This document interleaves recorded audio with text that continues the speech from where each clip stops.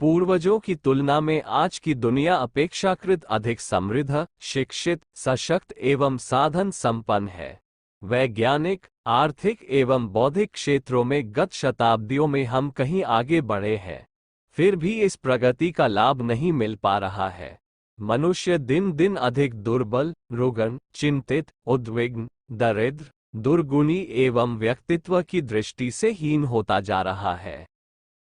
कारण यह नहीं है कि 600 करोड़ मनुष्यों की उचित आवश्यकता पूरी कर सकने के लिए आवश्यक सुविधा साधन उपलब्ध नहीं है, वरन ये है कि उनके संचय की ललक और उपभोग की लिप्सा ने संपत्ति का सदुपयोग संभव नहीं रहने दिया।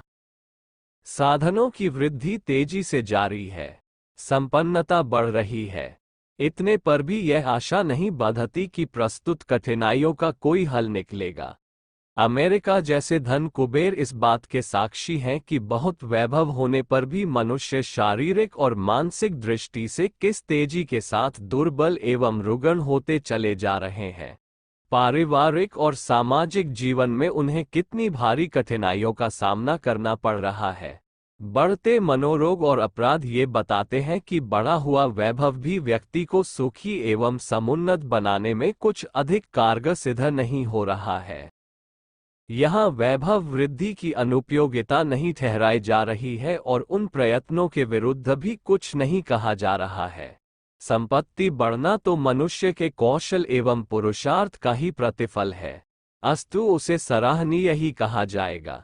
चर्चा ये हो रही है कि पिछली पीढ़ियों के लिए लोग आज के भौतिक वैभव की तुलना में कहीं अधिक अभावग्रस्त थे। उनमें से कुछ जीवित रहे होते तो आज बड़ी चढ़ी सुविधाओं को देखते और अपने समय की परिस्थितियों के साथ तुलना करते तो उन्हें ये समय चमत्कारी समृद्धि सिद्धियों से भरा पूरा प्रतीत होता। रेल, तार, डाक, जहाज, मोटर, सड़क, शिक्षा, चिकित्सा, शिल्प, कला, व्यवस्था आदि की जो बढ़ोतरी हुई है, उसे देखते हुए पिछली पीढ़ी वाले यही कल्पना कर सकते हैं कि इन दिनों के लोग देवोपम जीवन जी रहे और स्वर्गीय परिस्थितियों का आनंद ले रहे होंगे। स्थिति बिल्कुल उल्टी है। व्यक्ति दिन दिन शारीरिक, मानसिक और आंतरिक हर क्षेत्रों में दुर्बल पड़ता जा रहा है।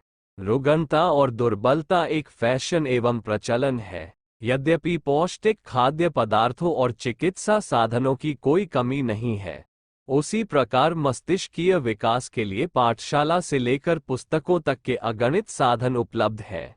रेडियो, अखबार, प्रदर्शनी, यात्रा, सभा, सम्मेलन आदि की सुविधा से जानकारी का क्षेत्र तेजी से बढ़ रहा है।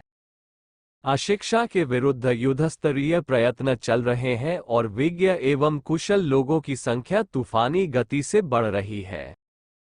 इतने पर भी मनोरोग, हेय चिंतन, दुर्भाव, अनुपयुक्त महत्वाकांक्षाएं, निकृष्टताएं घट नहीं रही है। अधिकांश जनमानस संतोष और शांति से वंचित है। प्रसन्नता एवं प्रफुल्लता के लक्षण अपवाद रूप में ही दृष्टिगोचर होते हैं। हर व्यक्ति खिन्न, चिंतित, उदास दृष्टिगोचर होता है। न उमंगें हैं, न आशा। आशंकाओं और समस्याओं के भार से हर मनुष्य का मस्तिष्क तनावग्रस्त दिखता है। असुरक्षा और एकाकीपन का भार इतना लद रहा है कि जिंदगी भारी लाश की तरह ढोनी पड़ रही है। बढ़ी हुई विपन्नता में हत्याओं, आत्महत्याओं का दौर बढ़ रहा है। अर्ध हत्या, अर्ध आत्महत्या की घटनाएं तो पग पग पर देखी जा सकती हैं। विक्षिप्त और अर्ध विक्षिप्त, सनकी और वहमी लोगों की संख्या इस तेजी से बढ़ रही है कि स्वस्थ और संतुलित मनस्थिति वाले व्यक्ति खोज निकालना कठिन दिखता है। बाहर से चतुर और बुद्धिमान, सुशिक्षित और संपन्न दिखने वाले व्यक्ति भी भीतर इतने खोखले और उथले पाए जाते हैं कि कई बार तो उनके सुशिक्षित होने में भी संदेह होने लगता है। पारिवारिक स्नेह, सौजन्य, सहयोग, सौहार्द घटते घटते समाप्ति के बिंदु तक जा पहुंचा है। माता पिता और संतान के बीच, भाई बहनों में, भावज नंद में जैसी आत्मीयता होनी चाहिए, उसका दर्शन दुर्लभ हो रहा है। एक बाड़े में रहने वाली भेड़ों की तरह कुटुंबों में कई व्यक्ति रहते तो हैं, पर एक दूसरे पर प्यार और सहयोग बखेरने के स्थान पर अपनी अपनी गोटी बिठाने में लगे रहते हैं। परिवार संस्थान से अधिकाधिक लाभ किस प्रकार उठाया जा सकता है? घर का हर सदस्य बस इतना ही सोचता है, अधिकार की मांग है और कर्तव्य की उपेक्षा, फलतः परिवार नीरस निरानंद हो चले हैं। दुकान दफ्तर से लौटने पर घर में जो स्वर्गीय आनंद मिल सकता है, उससे अधिकांश लोग वंचित हैं। थकान मिटाने के नाम पर नशा, सिनेमा और यारबाशी जैसे घटिया आधार ढूंढने के लिए लोग प्रायः बचे हुए समय को भी बाहर ही बिताते हैं। पति पत्नी का रिश्ता एक प्राण दो देह का माना जाता है। जीवन रथ को अग्रगामी बनाने में दोनों को दो पहियों की भूमिका निभानी चाहिए। नाव खेने में दोनों हाथ काम देते हैं, वैसे ही गृहस्थ की सुव्यवस्था में पति पत्नी का योगदान होता है। दोनों को एक मन होकर समन्वित जीवन जीना पड़ता है, किंतु लगता है कि आदर्श समाप्त प्राय हो गए हैं। यौन लिप्सा ही वह आधार रह गया है जिसमें दोनों एक दूसरे के साथ जुड़े रहते हैं। ऐसी प्रसंग में बच्चे आ सकते हैं और उनके प्रति जो प्रकृति प्रदत्त माया मोह होता है, उस सूत्र में भी पति पत्नी किसी प्रकार बंधे रहते हैं। यदि यौन आकर्षण और बालकों का मोह हटा दिया जाए तो सहज सौजन्य से प्रेरित भावभरा दाम्पत्य जीवन कदाचित ही कहीं दृष्टिगोचर होगा। समृद्ध देशों में स्वच्छंदता के कारण और पिछड़े देशों में विवशता के कारण ही पति पत्नी के बीच काना कुबड़ा स्नेह संबंध जीवित रह रहा है। परिवार टूटते जा रहे हैं। वयस्क होते ही हर किसी को अलग रहने की बात सूझती है। मजबूरी से रहते हैं, उन्हें भी सोचना यही पड़ता है कि सम्मिलित कुटुंब के सदस्य रहते तो अच्छा होता। पढ़ी लिखी लड़कियों और उनके अभिभावक विवाह संबंध जोड़ने के साथ ही यह सोचते हैं कि बड़े कुटुंब का सदस्य बनकर न रहना पड़े। बिलगांव के इस प्रयत्न में पारिवारिक जीवन, जिसे घरौंदों में बसने वाला स्वर्ग कहा जाता था, एक प्रकार से छिन्न भिन्न, अस्त व्यस्त और नष्ट भ्रष्ट ही होता चला जा रहा है। इस सौभाग्य से वंचित रहने पर लोग सराय में दिन बिताने वाले आवारागिर्द लोगों की तरह दिन गुजारते हैं। गृहस्थ जीवन का भावात्मक आनंद कितना उच्चस्तरीय होता है, इसकी अनुभूति तो दूर कल्पना तक से लोगों के हाथ से छिनती जा रही है। आर्थिक दृष्टि से प्रायः सभी लोग दरिद्री है। अभावग्रस्त लोग स्वतंत्र आजीविका के कारण जितने खिन्न पाए जाते हैं, उससे अधिक उद्विग्न वे हैं जिनके पास साधनों का बाहुल्य है। धन कमाना एक बात है और उसका सदुपयोग करना बिल्कुल दूसरी बात है। एक पक्ष तो बढ़ रहा है, पर दूसरे की दुर्दशा ने सारा संतुलन ही बिगाड़ दिया। विलासिता, आलस्य, बनावट, शान शौकत की मदें इतनी खर्चीली हो रही हैं कि भोजन वस्त्र जैसे आवश्यक व्यय तो उनकी तुलना में नगण्य जितने ही लगते हैं। अहंकार और बड़प्पन सहोदर जैसे बनते जा रहे हैं। संपन्नता की धारा दुर्व्यसनों के गर्त में गिरती है और उसकी प्रतिक्रिया से अनेकानेक आचरण एवं विग्रह उत्पन्न होते हैं। आजीविका सीमित है और लिप्सा असीम, तो फिर ऋणी बनने या कुकर्म करके उपार्जन करने के अतिरिक्त और कोई उपाय ही नहीं रह जाता। सामाजिक कुरीतियों की लाश ढोने में भी अर्थव्यवस्था की कमर टूटती है। उचित से काम नहीं चलता तो अनुचित उपार्जन किया जाता है और अपराधी स्तर को कमाई का एक बड़ा साधन बनाया जाता है। इतने पर भी कितने लोग हैं जो आर्थिक दृष्टि से अपने को सुखी संतुष्ट कह सके। धनी निर्धन सभी को अर्थ संकट से गुजरने की शिकायत है। सामान्यतया लोग कहते हैं कि जमाना बुरा है, कलयुग का दौर है, परिस्थितियां कुछ ऐसी ही बन गई अथवा भाग्य चक्र प्रतिकूल रहा। जैसे कारण बताकर मन तो हल्का किया जा सकता है, पर उससे समाधान कुछ नहीं निकलता। मूर्धन्य राजनेताओं, दार्शनिकों, सेनापतियों, धर्माचार्यों, धनिकों को भी प्रतिकूलताओं के लिए दोषी तो ठहराया जा सकता है, पर यह नहीं कहा जा सकता कि जनमानस सर्वथा निर्दोष है। तथ्य ये है कि मूर्धन्य व्यक्ति भी आकाश से नहीं टपकते जन समाज में से ही निकलते हैं। लोकमानस का स्तर ही प्रतिभाएं उत्पन्न करता और उन्हें दिशा प्रदान करता है। व्यक्ति अपने आप में पूर्ण है, उसकी अंत चेतना में अनंत संभावनाएं बीज रूप में विद्यमान है।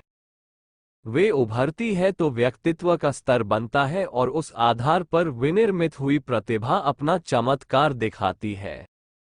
मूर्धन्यों के उभरने और पुरुषार्थ की दिशा अपनाने का यही तत्व ज्ञान है। परिस्थितियों को दोष का श्रेय देने को दिया जा सकता है, पर मूल कारण ढूंढना और तथ्य तक पहुंचना हो तो यही निष्कर्ष निकलेगा कि व्यक्ति का अंतराल ही प्रगति एवं अवगति के लिए उत्तरदायी है। आज की विषम परिस्थिति को बदलने की जो आवश्यकता समझते हैं, उन्हें कारण की तह तक पहुंचना होगा। अन्यथा सूखते मुरझाते पेड़ को हरा बनाने के लिए जड़ की उपेक्षा करके पत्ते सींचने जैसी विडंबना चलती रहेगी और थकान के अतिरिक्त और कुछ भी पल्ले न पड़ेगा। आमतौर से मनुष्य की कृतियों को परिस्थितियों के लिए उत्तरदायी माना जाता है। प्रत्यक्षवादी को इतना ही दिखता है, किंतु जो गहराई तक उतर सकते हैं, उन्हें प्रतीत होगा कि शरीर जड़ पदार्थों का बना है, वो उपकरण मात्र है। उसमें क्रियाशीलता तो है, पर यह विवेक नहीं कि क्या करें क्या न करें। यह निर्धारण मन को करना होता है। शरीर मन का आज्ञानुवर्ती सेवक है। मन के इशारे पर ही उसके समस्त क्रियाकलाप चलते हैं। भली बुरी आदतें यो देखने में तो शरीर के अभ्यास में जुड़ी प्रतीत होती है, पर वास्तविकता यह है कि गुण, कर्म, स्वभाव का सारा ढांचा मन क्षेत्र में खड़ा रहता है। शरीर को तो उस बाजीगर के इशारे पर कठपुतली की तरह हरकत भर करनी होती है। शरीर से की गई हर क्रिया के लिए मानसिक स्तर को ही कारण मानना होगा। इससे भी अगली परत एक और है, जहां पहुंचने पर व्यक्तित्व के आधारभूत मर्मस्थल को जाना जा सकता है। ये है आस्था केंद्र अंतःकरण। यही भाव संवेदनाएं उठती है। रुचि और इच्छा का निर्माण यही होता है। व्यक्ति जो कुछ सोचता या करता है, वस्तुतः वो सब कुछ आस्था एवं आकांक्षा के उद्गम केंद्र अंतःकरण का ही निर्देश होता है। मनुष्यों की आकृति और नित्य कर्म प्रक्रिया प्रायः एक जैसी होती है। शरीर सभी के आहार विहार की पद्धति लगभग एक जैसी ही अपनाते हैं। नहाने, खाने, सोने, जागने जैसी हरकत और अनुकूल सुविधा साधन पाने के लिए समान रूप से इच्छुक रहते हैं। ऋतु प्रभाव से लेकर समय का प्रभाव भी सभी को समान रूप से प्रभावित करता है। थोड़ा बहुत अंतर भले ही हो, प्रगति के लिए अवसर हर मनस्वी को उपलब्ध रहते हैं। ऐसी दशा में किसी का पिछेपन से घिरा रहना, किसी का दिन गुजारना, किसी का प्रगतिशील होना, किसी का महामानवों जैसी मूर्धन्य स्थिति प्राप्त करना आश्चर्यजनक लगता है। इस आकाश पाताल जैसे अंतर का एकमात्र कारण अंतराल में अवस्थित आस्थाएं एवं आकांक्षाएं ही होती हैं। वे ही जीवन क्रम की दिशा धारा निर्धारित करती है। हम आस्था संकट के दुर्दिनों में रह रहे हैं। दुर्भिक्ष मात्र आस्थाओं का है। अन्य सभी वस्तुएं महंगे सस्ते दाम पर विपुल परिमाण में खरीदी जा सकती है। समस्याओं का स्थूल उत्पत्ति क्षेत्र आर्थिक, राजनैतिक या सामाजिक प्रतीत होता है। अतएव इन्हीं को सुधारने के लिए आंदोलन और संघर्ष खड़े किए जाते रहते हैं। स्वास्थ्य की गिरावट का कारण असंयम नहीं, विषाणुओं का आक्रमण माना जाता है। मनोरोगों का कारण उत्कृष्ट चिंतन का अभाव नहीं, स्वेच्छाचार को बताया जाता है। अर्थ समस्या का समाधान श्रमशीलता और मितव्ययिता का अभाव नहीं, पूंजी का वितरण माना जाता है। अपराधों को रोकने के लिए आस्तिकता का आध्यात्मिकता का तत्व दर्शन हृदयंगम कराने की उपेक्षा की जाती है और पुलिस कचहरी में समाधान सोचा जाता है। राजसत्ता को सुधार की जादुई छड़ी मानकर उस पर आधिपत्य करने के लिए हर महत्वाकांक्षी लालायित है। धर्मतंत्र को परिष्कृत करने और उसके सहारे आस्थाओं को जागृत करने का मार्ग किसी को सूझता तक नहीं है। यह उथले प्रयत्न है। रक्त की विषाक्तता की उपेक्षा करके फुंसियों पर पट्टी बांधते रहने का रास्ता बहुत लंबा है और अभीष्ट परिणाम की दृष्टि से नितांत संदिग्ध। फिर भी घुड़दौड़ इन्हीं उथले प्रयत्नों के बवंडर खड़े करने में लगी हुई है। जड़ को खोजे बिना उथले प्रयत्न कितने दिनों में किसी सीमा तक सफल हो सकेंगे, यह नितांत अनिश्चित है। ये 1000 बार समझना और लाख बार समझाया जाना चाहिए कि अपने युग की अनेकानेक समस्याओं, विपत्तियों और विभीषिकाओं का एकमात्र कारण मानवीय अंतःकरण में सन्निहित रहने वाली उच्चस्तरीय आस्थाओं का अवमूल्यन है। सड़ी कीचड़ में से मक्खी, मच्छर, कृमि, कीटक, विषाणु और दुर्गंध के उभार उठते हैं। इनका आत्यंतिक निराकरण नाली में जमी हुई सड़न को धो डालना ही हो सकता है। आस्थाओं में जड़ जमाए बैठी हुई निकृष्टता को न हटाया जा सका, अंतःकरण में उत्कृष्टता का स्तर न बढ़ाया जा सका तो समझना चाहिए कि बालू से तेल निकालने की तरह सुधार एवं परिवर्तन के समस्त प्रयास निष्फल ही होते रहेंगे। उज्ज्वल भविष्य दिवास्वप्न की तरह कल्पना का विषय ही बना रहेगा। बाह्योपचारों के लिए कोई मनाही नहीं, वे होते हैं और होते रहने चाहिए, किंतु महत्व अंतः उपचार का भी समझा जाना चाहिए। युग परिवर्तन का वास्तविक तात्पर्य है अंतःकरण में जमी हुई आस्थाओं का उत्कृष्टतावादी पुनर्निर्धारण। समस्त समस्याओं का समाधान इस एक ही उपाय पर केंद्रित है, क्योंकि गुत्थियों का निर्माण इसी क्षेत्र में विकृतियां उत्पन्न होने से हुआ है। खाद्य संकट, ईंधन संकट, स्वास्थ्य संकट, सुरक्षा संकट की तरह आस्था संकट के व्यापक क्षेत्र और प्रभाव को भी समझा जाना चाहिए। युग की समस्याओं के समाधान में इससे कम में काम चलेगा नहीं और इससे अधिक और कुछ करने की आवश्यकता नहीं है। आस्थाओं का मर्मस्थल अंतःकरण है, दृष्टिकोण के परिष्कार का प्रयास वहीं से होता है। इसके लिए उन आधारों को अपनाना पड़ेगा जो उच्चस्तरीय आस्थाएं उत्पन्न करने में सफल हो सके। इस क्षेत्र को स्पर्श करने में एक माध्यम सफल हो सकता है और वह है अध्यात्म। अध्यात्म में चिंतन को तत्व दर्शन और व्यवहार को धर्म कहते हैं। दोनों को मिलाने से ही समग्र अध्यात्म बनता है। तत्व दर्शन को हृदयंगम करने का नाम योग तथा व्यवहार में उतारने का नाम तप है। योग को ब्रह्म विद्या और तप को साधना कहते हैं। इस प्रकार योग और तप, ब्रह्म विद्या और साधना दोनों का समुच्चय होने पर मनुष्य का भावनात्मक कायाकल्प होता है और व्यक्ति क्षुद्र से महान बन जाता है।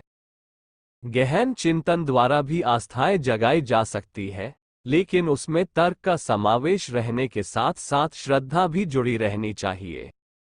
मात्र तर्क बुद्धि विलास के अतिरिक्त कुछ नहीं है। चतुर वकील भी बहस द्वारा उन भ्रामक बातों को सिद्ध और प्रतिपादित करते देखे जा सकते हैं और उस बहस के कारण कई बार सच्चे लोग फंस जाते हैं तथा झूठे छूट जाते हैं। इसका कारण वकीलों की वह प्रभावशाली बहस ही है जिसके लिए वकील अपना सारा बुद्धि कौशल लगा देता है।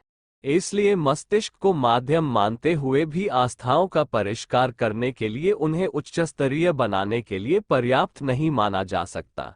इस प्रयोजन के लिए तो एक ही अवलंबन समर्थ है और वह है अध्यात्म। ऋतंबरा प्रज्ञा अध्यात्म का प्राण है। इसी को गायत्री कहते हैं। विवेक और श्रद्धा दोनों का समन्वय ऋतंबरा प्रज्ञा में होता है।